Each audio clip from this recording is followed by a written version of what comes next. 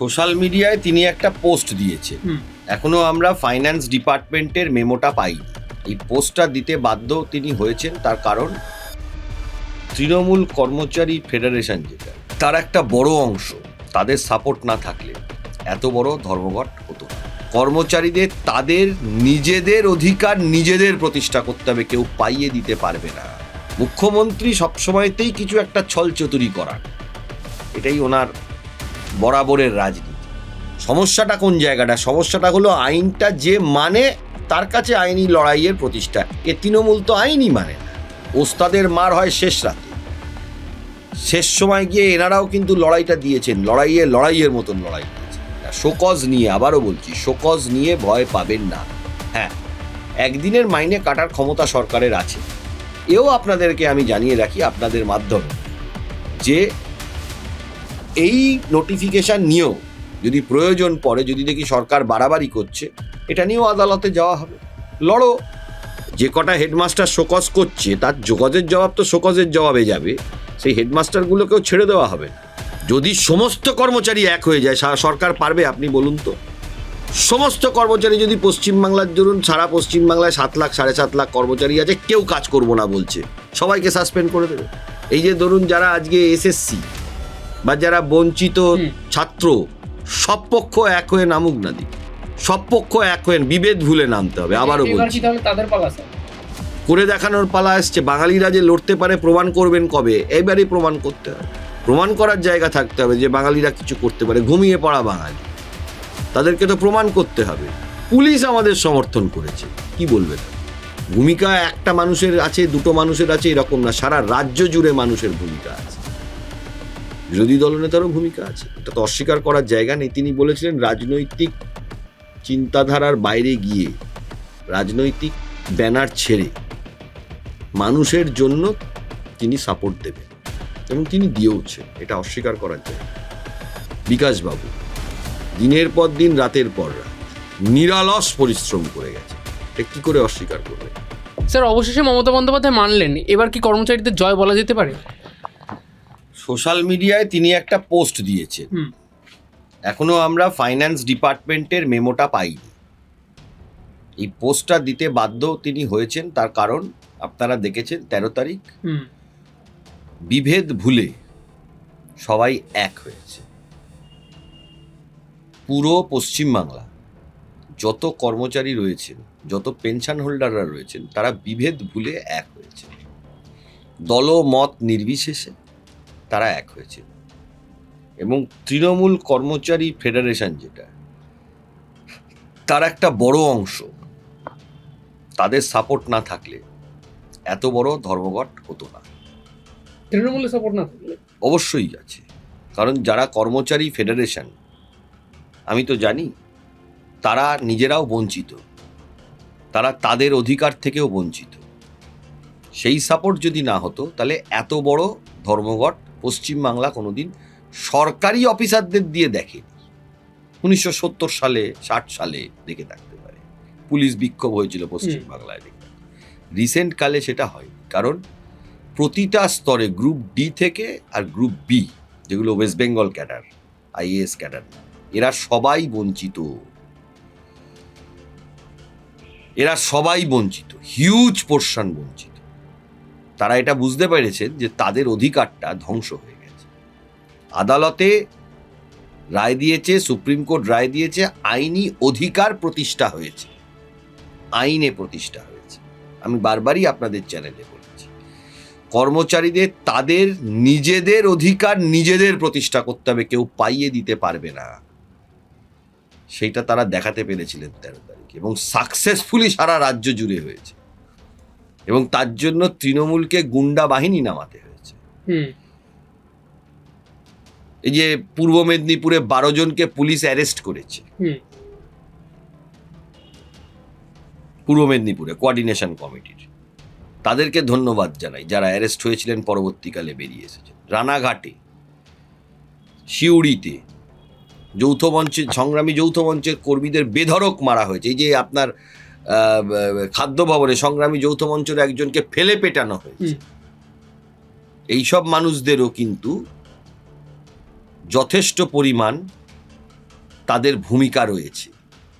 এই ভাস্কর ঘোষ, তার নামে কিছু না হলেও 40খানা ক্রিমিনাল কেস দেওয়া হয়েছে, 40। তিনি সরকারি কর্মচারী, ভয় না পেয়ে লড়াই করে যাচ্ছেন, তার চাকরিটাও আছে, তাকে অনেক কিছু চেষ্টা করা হয়েছে, দমাতে পারেনি। এই স্পিরিটটা যদি সমস্ত কর্মচারী বৃন্দর মধ্যে চলে যায়, বিভেদ ভুলে, আবারও বলছি বিভেদ ভুলে, তাহলে এটা কিন্তু 7 দিন সময় লাগে না বলে আমি আপনাদের এখানে বহুবার বলেছি। মুখ্যমন্ত্রী সবসময়তেই কিছু একটা ছলচতুরি করান, এটাই ওনার বরাবরের রাজনীতি। আজকে তিনি দিতে বাধ্য হয়েছেন, আজকে তিনি বলতে বাধ্য হয়েছেন। এবার ফাইন্যান্স ডিপার্টমেন্ট কি করে দেখি। আইনি লড়াই এখনো শেষ হয়নি, এখনো 19 ওপর আইনি লড়াই বাকি আছে। এরিয়ার ডিএ পাওয়ার পরে এরিয়ার ডিএর ওপরে ইন্টারেস্ট বাকি আছে। একটা শ্রেণীকে পুরো ধ্বংস করে দেব, তাদের থেকে শুধু শোষণ করে যাব, তাদেরকে শোষণ করে নিজের ভোট বাক্স তৈরি করব, এটা হতে দেওয়া যায় না। এবং সেটা দিনের পর দিন, বছরের পর বছর, মাসের পর মাস মানুষের মধ্যে ক্ষোভ জন্মাবে, এবং সেটা জন্মেওছে। স্যার, এখানে একটা নতুন বিতর্কের সৃষ্টি হয়েছে, বলা চলে সৃষ্টি করা হচ্ছে ইচ্ছাকৃত বা অনিচ্ছাকৃত, যে এইখানে আইনের জোর বেশি ছিল না পথের লড়াইয়ের জোর বেশি ছিল। এক শ্রেণী এই প্রশ্ন তুলছে যে কাদের কোন পথে এই জয় এলো। দেখুন, আমার মতে দুটো পথেই জয় এসেছে। মানুষের দুটো পথে। সরকার যদি মনে করতো যে আমি আরো 6 মাস পিছিয়ে দেবো, অলরেডি তো MA অ্যাপ্লিকেশন ফাইল করেছে, রিভিউ অ্যাপ্লিকেশন ফাইল করেছে, দোজ আর পেন্ডিং। যদি দিয়ে দেয় তাহলে সেটা ইনফ্রাকচুয়াস। যদি মনে করে এই সুপ্রিম কোর্টের এটার জন্য যদি শুনানি হতো তাহলে তো সময় যেত। কিছু তৃণমূলী দালাল, তারা তাদের মতন ভাবে, আর কিছু লোকে ভাবে সারাক্ষণ নৈতিক সাপোর্ট। তাদের মধ্যেও একটা অংশ এখন বলছে যে না, এইটার প্রয়োজন আছে। এটাই হলো সব থেকে বড় জয়। আইনি লড়াই, আইনি প্রতিষ্ঠা হয়েছে। সমস্যাটা কোন জায়গাটা? সমস্যাটা হলো আইনটা যে মানে তার কাছে আইনি লড়াইয়ের প্রতিষ্ঠা। এ তৃণমূল তো আইনই মানে না। এই যে সাহস পাচ্ছে MA অ্যাপ্লিকেশন ফাইল করার, এই যে সাহস পাচ্ছে রিভিউ অ্যাপ্লিকেশন ফাইল করা, তার কারণটা হচ্ছে হলো কর্মচারী যারা আছেন পশ্চিমবাংলাতে তারা ইউনাইটেড ছিলেন না। এখনো অনেক সেক্টর ইউনাইটেড করা যায়নি, একটা কিন্তু একটা মেজর সেকশন, বলতে পারেন 70 to 80% সেকশন তারা ইউনাইটেড হতে পেরেছেন। এটা 100%-এর দিকে টার্গেট দিতে হবে, এবং আগামী দিনে তারা তাদের নেতৃত্ব আরও কিছু কর্মসূচি পালন করবেন। এটা সবাই মিলে পালন করতে হবে, তবে হবে। এই সংগঠনের ওই সংগঠনের এইসব স্বার্থকে ছাড়িয়ে তাদের নিজেদের জোরটা দেখাতে হবে। এই যে ধরুন পূর্ব মেদিনীপুরে 12 জন অ্যারেস্ট হয়েছিল, 12 জন সবাই মিলে ঝাঁপিয়ে পড়েছে তাদেরকে বার করার জন্য। এই যে একতাটা, তিনি যে কোনো সংগঠনের হতে পারেন, তিনি যে কোনো সংগঠনের হতে পারেন। এই যে খাদ্য ভবনে যিনি মার খেয়েছেন, সবাই মিলে ঝাঁপিয়ে পড়েছেন, এনারাও বড় পার্ট, এনারাও লড়াইটা দিয়েছেন। ওস্তাদের মার হয় শেষ রাতে, শেষ সময় গিয়ে এনারাও কিন্তু লড়াইটা দিয়েছেন, লড়াইয়ের মতন লড়াই দিয়েছেন।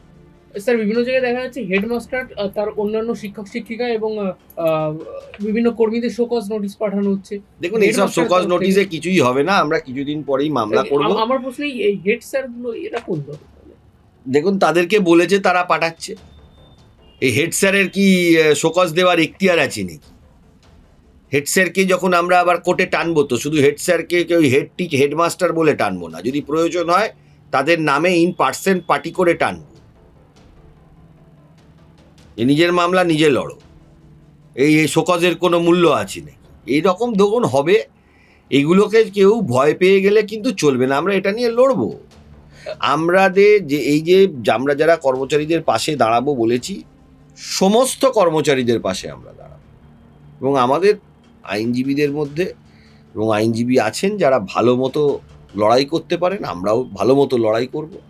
এইগুলোকে নিয়ে আপনারা ভয় পাবেন না। শোকজ নিয়ে, আবারও বলছি, শোকজ নিয়ে ভয় পাবেন না। হ্যাঁ, একদিনের মাইনে কাটার ক্ষমতা সরকারের আছে। এও আপনাদেরকে আমি জানিয়ে রাখি আপনাদের মাধ্যমে, যে এই নোটিফিকেশান নিয়েও যদি প্রয়োজন পড়ে, যদি দেখি সরকার বাড়াবাড়ি করছে, এটা নিয়েও আদালতে যাওয়া হবে। লড়ো। যতজন শোকজ করেছেন, যেসব হেডমাস্টাররা শোকজ করছেন, তাদেরকেও ইন পার্সন প্রয়োজনে পার্টি করা হবে, কারণ তারা ভেস্টেড ইন্টারেস্টে করছেন, তারা সুপ্রিম কোর্টের রায় মানবেন না বলে করছেন। সেটা আমরা আদালতকে যা বলার বলবো, আপনি এসে আপনার বক্তব্য আদালতে বলবেন, আমরা আমাদের বক্তব্য আদালতে বলবো। মুখ্যমন্ত্রী যদি এখন বলে আমি MA অ্যাপ্লিকেশন ফাইল করতে তিনি যান, তা আমরাও অ্যাপ্লিকেশন কোর্টে আদালতের কাছে তো ফাইল তো করতে পারি কারুর ব্যক্তিগত নামেও, সেই অধিকার তো আমাদেরও আছে। ওই হেডমাস্টারগুলোকে ছেড়ে দেওয়া হবে না। যে কটা হেডমাস্টার শোকজ করছে তার যোগজের জবাব তো শোকজের জবাবে যাবে, সেই হেডমাস্টারগুলোকেও ছেড়ে দেওয়া হবে না। ভাববেন না যে এত সহজে আমরা ছেড়ে দেবো সেই হেডমাস্টারগুলোকে। লড়বো এবং আইনি লড়াই হবে। আপনাদেরও সার্ভিস কেরিয়ার আছে, সেটা আমরাও দেখব। আপনাদেরও সার্ভিস বুক হয়, এটা আমি জানি। আর যারা বলে বেড়াচ্ছেন না যে নৈতিক সাপোর্ট, হ্যাঁ, এখন আবার কিছু লোককে উল্টো গাওনা শুনতে দেখছি যে বলছেন যে না, আন্দোলনটা অনেকে করেছে, তাদের আরও আগে সাপোর্ট দেওয়া উচিত ছিল। সবাইকেই জানানো হয়েছিল, কাউকে বাদ দিয়ে করার চিন্তা ভাবনা কিছু করা হয়নি। স্যার, অন্যদিকে দেখতে গেলে অমিত শাহ যখন তিনি এসেছিলেন, বিজেপির একটা প্রধান মুদ্রা হয়ে গেছিল এই ডিএ, সেইখানে জল ঢালতে গিয়ে কোথাও কি মুখ্যমন্ত্রী এই পদক্ষেপ নিলেন? না না, বিজেপির একটা মুদ্রা হয়ে গেছিল। দেখুন, একটা ইস্যু যেটা পশ্চিমবাংলার মানুষ বিতাড়িত, সেটা নিয়ে তো যারা যারা বিরোধী রাজনীতি করেন পশ্চিমবাংলায় তারা বলবেন, কিন্তু আমি বলছি এই জয়টা প্রতিটা কর্মচারী যারা সক্রিয়ভাবে অংশগ্রহণ করেছেন, এটা তাদের জয়। একটা ভোট ব্যাংকের খেলা। যারা মামলা করেছেন বা যারা মামলা করেননি, সবাই তো মামলা করেননি, সবাই তো মামলা করে। এরকম অনেক মানুষ আছেন মামলার প্ল্যানিং করেছিলেন যখন প্রথম মামলাটা হয়, তারা আজকে সেই সংগঠন করেন না, তারা সেই সংগঠন থেকে বেরিয়ে গেছেন। খবর নিন, পাবেন। নিশ্চয়ই কিছু কারণে বেরিয়ে গিয়েছেন, এমনি এমনি তো কেউ বেরিয়ে যাবে না। যারা যারা লড়াই করেছেন, কেউ মামলায় লড়াই করেছেন, কেউ ফিল্ডে লড়াই করেছেন, প্রত্যেকটা লড়াইয়ের প্রয়োজন আছে। এটাকে যে কেউ ভাগ করার চেষ্টা করছে যে মামলা দিয়ে হতো, আন্দোলন যবে থেকে মামলা হয়েছে তবে থেকেই আন্দোলন করার অঙ্গীকার ছিল। যদি সমস্ত কর্মচারী এক হয়ে যায়, সরকার পারবে? আপনি বলুন তো। সমস্ত কর্মচারী যদি পশ্চিমবাংলার, ধরুন সারা পশ্চিমবাংলায় 7 লাখ 7.5 লাখ কর্মচারী আছে, কেউ কাজ করবো না বলছে, সবাইকে সাসপেন্ড করে দেবে, সবাইকে এক রাতে সবাইকে টার্মিনেশন ফ্রম সার্ভিস করে দেবে? সম্ভব? এটা বাস্তবে সম্ভব? তাই দাবি আদায় করতে গেলে সবাইকে এক জায়গায় আসতে হবে, যে ট্রান্সফার হতে দেবো না। এই 7 লক্ষ কর্মচারীকে একসাথে বলতে হবে দেবো না, 8 লক্ষ কর্মচারীকে একসাথে বলতে হবে দেবো না, যা একজনের হলে সবাই ঝাঁপিয়ে পড়তে হবে। এই জায়গায় যখন চলে আসবে, তখন শোষক বা শাসক কেউই কিছু করতে পারবে না, তাকে হাত গুটিয়ে নিতে হবে। এই ক্ষেত্রে সেই বিষয়টা তো উঠে এলো স্যার, এই 13ই মার্চের ধর্মঘটটা ছিল তো 13ই মার্চের ধর্মঘট একটা বিরাট বড় সফলতা। আমি তো বলছি, রাজনৈতিক বিবাদ ভুলে, যেমন ধরুন সংগ্রামী যৌথ মঞ্চ এটা প্রচেষ্টা করেছে সবাইকে এক জায়গায় নিয়ে আসা, কোঅর্ডিনেশন কমিটির ভূমিকা ছিল, এটা অস্বীকার করার জায়গা নেই। আপনার কর্মচারী পরিষদ, তারাও একটা বড় সংগঠন, তাদেরও ভূমিকা ছিল, এটাও অস্বীকার করার জায়গা নেই। আপনি চলে যান ABTA, ABPTA, তার সঙ্গে উস্থি বলে একটি অর্গানাইজেশন আছে প্রাইমারি টিচার্সদের, বিরাট বড় অর্গানাইজেশন, ডাকলে প্রচুর লোক রাস্তায় নামে, কোয়ালিটি ছেলেমেয়েরা আছে, তাদের বিরাট বড় ভূমিকা ছিল। BGTA, তারপরে আপনার যারা টিচারদের উচ্চ শিক্ষা, যারা ওই trend graduate teachers, master degree teachers, তাদের যে সংগঠনগুলো ছিল, তাদেরও বিরাট ভূমিকা রয়েছে।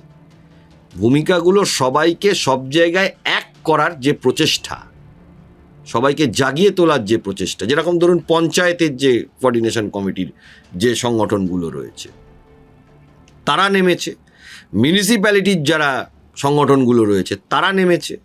কাকে বাদ দিয়ে আপনি কাকে করবেন? প্রত্যেকটা সংগঠনে, পৌর নিগমের সংগঠন রয়েছে, নবপর্যায়ে যে সংগঠনগুলো রয়েছে, সংগঠন যে আছে তারা নেমেছে। এই সংগঠন যেগুলো আছে তাদের নাম বললে শেষ করা যাবে না, সবাই মিলে নেমেছে। এই যখন সবাই মিলে নামবে তখন যে শাসক তাকে পিছোতে হবে। এটা মামলার কথা না, এটা ইতিহাসের কথা, সারা পৃথিবীর ইতিহাসে তাই হয়েছে। এই যে ধরুন যারা আজকে এসএসসি বা যারা বঞ্চিত ছাত্র, সব পক্ষ এক হয়ে নামুক না দেখি, সব পক্ষ এক হয়ে বিভেদ ভুলে নামতে হবে। আবারও বলছি, তাদের পালা স্যার করে দেখানোর পালা আসছে। বাঙালিরা যে লড়তে পারে প্রমাণ করবেন কবে? এবারই প্রমাণ করতে হবে, প্রমাণ করার জায়গা থাকতে হবে যে বাঙালিরা কিছু করতে পারে। ঘুমিয়ে পড়া বাঙালি, তাদেরকে তো প্রমাণ করতে হবে। যারা এই যে ধরুন যারা কন্ট্রাকচুয়ালরা কাজ করছেন, কিছুদিন আন্দোলন করলেন তারপরে ঘুমিয়ে গেলেন, হবে না, থামলে চলবে না। এবং ভেতরে ভেতরে কাজ করতে হবে যাতে সমগ্র সেক্টরকে এক করা যায়, সেইটা নিয়ে প্রচেষ্টা করতে হবে, যে প্রচেষ্টার একটা সফলতা পাওয়া গেছে। ভয় পেলে চলবে না। এর মধ্যে কত মানুষের ক্ষতিও হয়েছে, 2-4 জন মানুষের হয়েছে, তাদেরকেও তাদের পাশে সমগ্র সংগঠন হিসাবে দাঁড়িয়েছে। অনেক কিছু 13ই মার্চের দিন আমরা যখন ফিল্ডে উপস্থিত ছিলাম তখন অনেককে বলতে শোনা গেছে ধর্মঘট তো করছি, কিন্তু যদি বাই চান্স ট্রান্সফারের একটা ভয় তো থেকেই যায় তাদের মনে। তারা ট্রান্সফার, দেখুন গভর্নমেন্ট সার্ভিসে transfer is an incidence of service, এটা তারা বলতে পারেন না যে ট্রান্সফার। কিন্তু ট্রান্সফার যদি মেলাফিডে হয় সেটা নিয়ে মামলা করতে হবে, লড়তে হবে। সুবীর সাহা, সুদীপ চন্দ্র এরা লড়েনি, তা ট্রান্সফার নিয়ে তো লড়তে হবে। ঘুমিয়ে পড়লে তো চলবে না। আর গভর্নমেন্ট সার্ভিসে ট্রান্সফার হবেই।